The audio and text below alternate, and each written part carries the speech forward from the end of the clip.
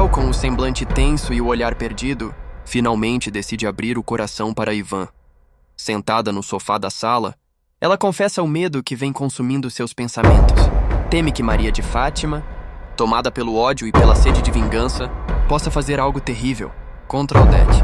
As lembranças dos últimos confrontos entre mãe e filha ecoam em sua mente, como uma ferida aberta. Ivan tenta acalmá-la, dizendo que talvez Fátima apenas esteja confusa, mas Raquel sente no fundo da alma que a situação está prestes a sair do controle. Enquanto isso, Celina anda de um lado para o outro em sua casa, aflita. Heleninha desapareceu sem deixar vestígios, e o silêncio dela é algo que preocupa profundamente. A cada ligação não atendida, o coração de Celina aperta mais. Ela teme que a sobrinha tenha se envolvido novamente com pessoas erradas ou que tenha tomado alguma atitude impensada. Na cobertura luxuosa de Odete Reutemann, o clima é de tensão e expectativa. Odete, sempre meticulosa e controladora, dá suas últimas orientações a Consuelo antes de embarcar em uma viagem importante. Com sua voz fria e firme, ela detalha cada passo que deve ser seguido em sua ausência, como se até o menor erro fosse inadmissível. Consuelo, embora acostumada com o jeito autoritário da patroa, percebe algo diferente em seu tom, uma pressa disfarçada, um certo nervosismo que raramente transparece em Odete. Mas o que Odete não imagina é que um segredo está prestes a vir à tona. Quando recebe a notícia de que Maria de Fátima está viva, seu rosto endurece, e pela primeira vez, o olhar altivo dá lugar à surpresa e ao medo. A mulher que ela julgava ter se livrado de vez retorna como uma sombra do passado. E Odete sabe que Fátima não voltou à toa. Do outro lado da cidade, Marco Aurélio se reúne com Maria de Fátima e César. Os três, unidos por interesses obscuros, traçam planos contra Odete. Fátima, movida pelo rancor e pela ambição, demonstra um brilho perigoso nos olhos ao dizer que, dessa vez, Odete pagará por tudo. Marco Aurélio, calculista, vê na queda de Odete uma oportunidade de poder e lucro. César, dividido entre o medo e a cobiça, hesita, mas acaba cedendo à conspiração. Enquanto a noite cai, Odete se recolhe em seu quarto. O silêncio é cortado apenas pelo som distante da cidade e pelo tic-tac do relógio antigo sobre a cômoda. De repente batem à porta. Ela franze o senho, impaciente. Não esperava visitas a essa hora. Quando autoriza a entrada, a porta se abre lentamente e uma figura misteriosa surge na penumbra. Odete ergue o rosto, surpresa e desconfiada. O ar fica denso e o clima de suspense toma conta do ambiente. Quem seria essa pessoa? Um aliado? Ou o início de sua ruína? Raquel estava completamente tomada pelo medo. Sentada no sofá, com as mãos trêmulas e os olhos marejados, ela olhava para Ivan como quem implora por ajuda. A respiração era curta, o coração batia acelerado. Ela já não conseguia guardar aquilo dentro de si. De repente, a voz dela sai quase num grito abafado. Ivan, eu tô com medo! Eu tô com um pressentimento horrível! Ivan se aproxima preocupado e pergunta o que está acontecendo. É então que Raquel, com lágrimas escorrendo pelo rosto, solta o que vinha sufocando seu peito. É da Maria de Fátima. Ivan, eu tô com medo do que ela pode fazer com a Odete. Aquela menina, ela não tem limites. A frase cai como uma bomba. Ivan fica em choque, tentando entender o tamanho da gravidade daquilo. Raquel continua com a voz embargada. Você não conhece a minha filha como eu conheço. Ela é capaz de tudo. Quando ela se sente ameaçada, ela vira um monstro. Eu sinto que alguma coisa muito ruim vai acontecer. O clima fica pesado. Ivan tenta acalmá-la, mas até ele sente o mesmo arrepio que percorre o corpo de Raquel. Ela aperta as mãos dele com força, os olhos arregalados e sussurra. E a Odete cruzar o caminho dela agora, eu não sei do que a Fátima é capaz. Eu juro, Ivan, essa menina vai acabar destruindo tudo. A tensão é tanta que o silêncio invade o ambiente por alguns segundos. Raquel se levanta, anda de um lado para o outro, quase em desespero, como quem busca uma saída para algo inevitável. O olhar dela é o de uma mãe que, apesar de tudo, ainda ama, mas que já não reconhece a própria filha. O medo de Raquel não é mais só uma suspeita, é uma premonição. E quem conhece Maria de Fátima sabe, quando ela quer vingança, ninguém escapa. Celina está completamente fora de si. Desde o amanhecer, ela não tem um minuto de paz. A cada ligação sem resposta, o desespero cresce ainda mais. O rosto dela está pálido, o olhar perdido, e as mãos tremem tanto que mal consegue segurar o telefone. Ela anda pela casa feito uma alma penada, gritando o nome da filha. Heleninha! Onde você tá, minha filha? Fala comigo, por favor. A voz dela ecoa pela casa, misturada ao som da chuva lá fora. Os empregados tentam acalmá-la, mas é inútil. Celina está tomada por um medo quase sobrenatural. Ela sente no coração que algo está errado, e essa angústia a consome. Ela revira gavetas, abre portas, corre até a galeria onde Heleninha costumava ir. O silêncio a responde, e esse silêncio é de enlouquecer. Lágrimas escorrem pelo rosto dela, enquanto segura uma foto da filha entre as mãos, como se pudesse falar com ela através dela. Por que você sumiu, Heleninha? O que fizeram com você? Grita, desesperada. Celina começa a imaginar 1000 cenários terríveis. Será que Heleninha fugiu? Será que alguém fez algo com ela? O desespero vira raiva. Ninguém move um dedo nessa casa! Minha filha sumiu e vocês ficam aí parados, como se nada tivesse acontecido.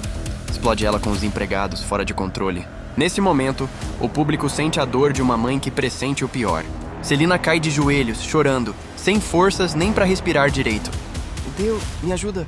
Me traz minha filha de volta. Sussurra entre soluços. O clima é de tensão total. Todos ao redor sentem que algo muito grave aconteceu.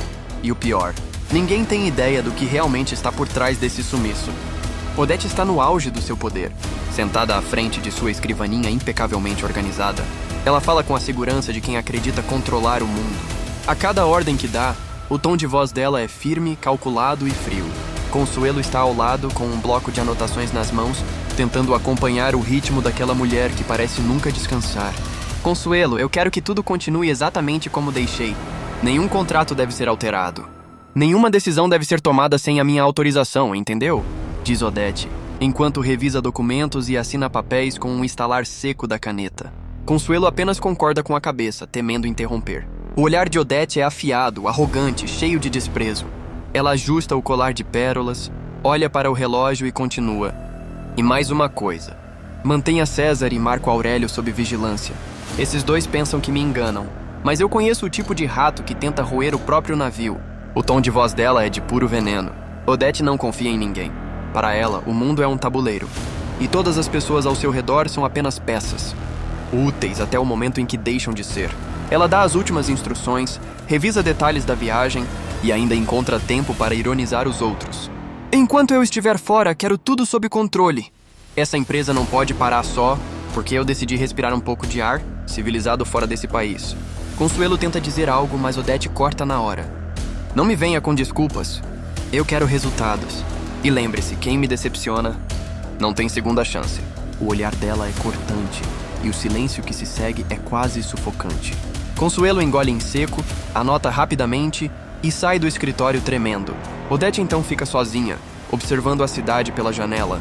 Um leve sorriso aparece no canto da boca, aquele sorriso frio, de quem acha que tem o destino de todos nas mãos.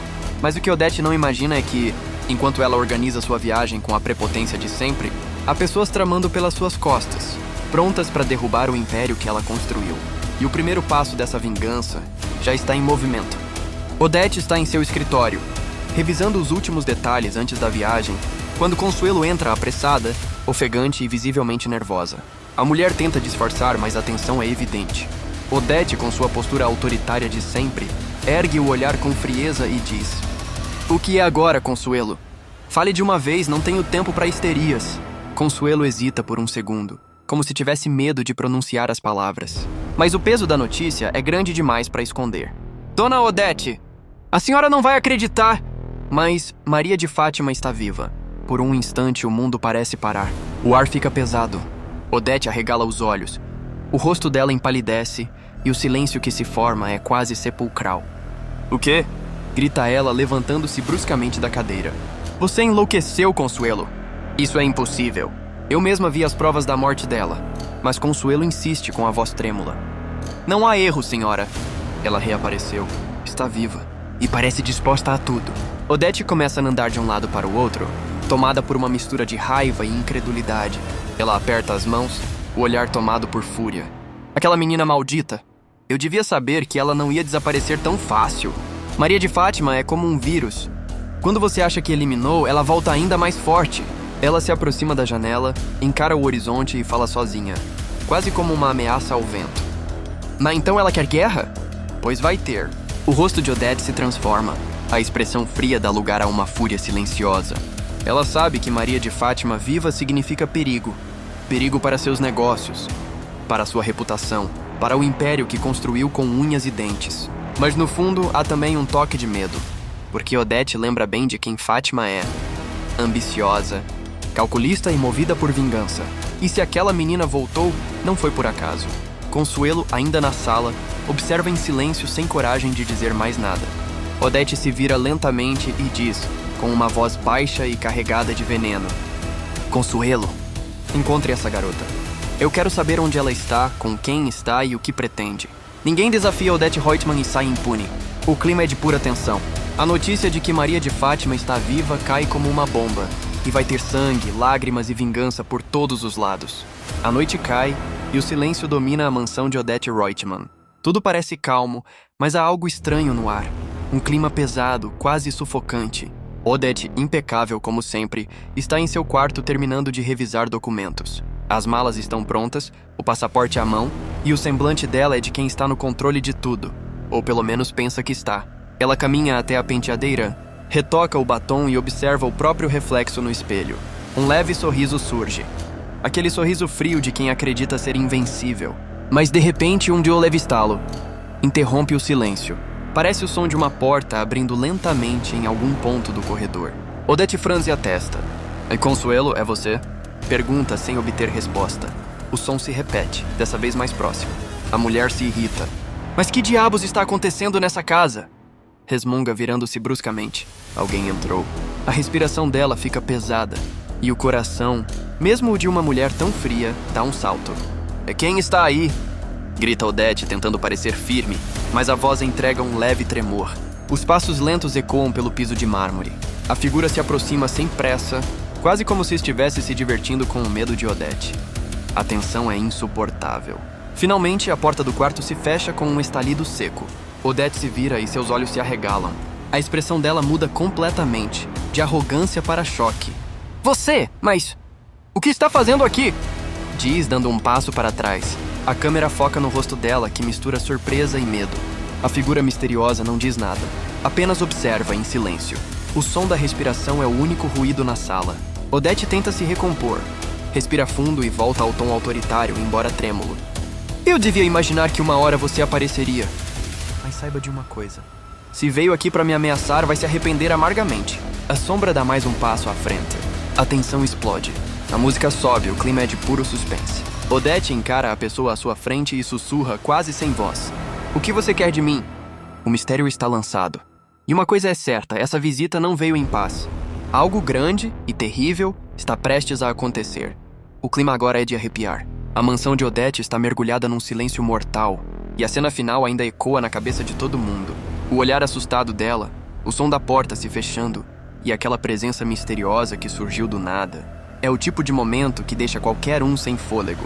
E o pior, ninguém sabe quem entrou naquele quarto. Será que foi Maria de Fátima, pronta para colocar o plano de vingança em prática? Ou será César, movido pela ganância, querendo tomar o que é de Odete? Ou será que Marco Aurélio finalmente decidiu trair a mulher que o controla como um fantoche? A verdade é que, depois dessa noite, nada mais será igual. O jogo virou, e o império de Odete Reutemann está balançando como nunca antes. E é aí que eu te pergunto, você consegue imaginar o que vai acontecer agora? Porque se esse capítulo já foi explosivo, o próximo promete colocar fogo em tudo. Então se você chegou até aqui, não sai sem deixar o seu like, porque o seu like ajuda esse vídeo a chegar a mais pessoas que também amam Vale Tudo. E me conta aqui nos comentários, quem você acha que entrou no quarto da Odete? E será que Maria de Fátima vai conseguir se vingar de vez? Ah, e claro, se inscreve no canal e ativa o sininho para não perder o próximo resumo, porque amanhã o capítulo promete ser daqueles que a gente assiste de boca aberta. E lembra, aqui no canal você não perde nenhum detalhe, nenhuma reviravolta e nenhuma traição de Vale Tudo. Nos vemos no próximo vídeo, e até lá se prepara, porque o barraco vai ser histórico.